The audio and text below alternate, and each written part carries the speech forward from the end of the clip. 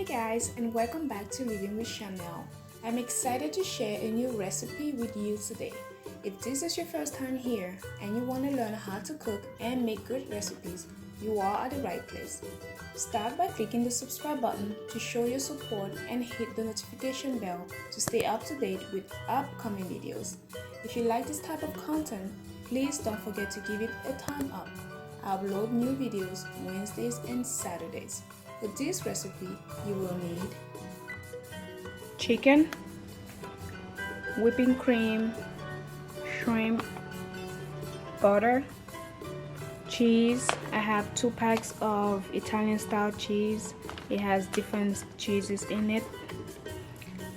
Garlic, olive oil, red pepper flakes,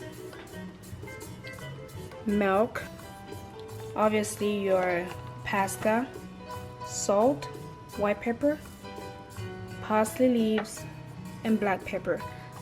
And then I have some fresh parsley just for garnish.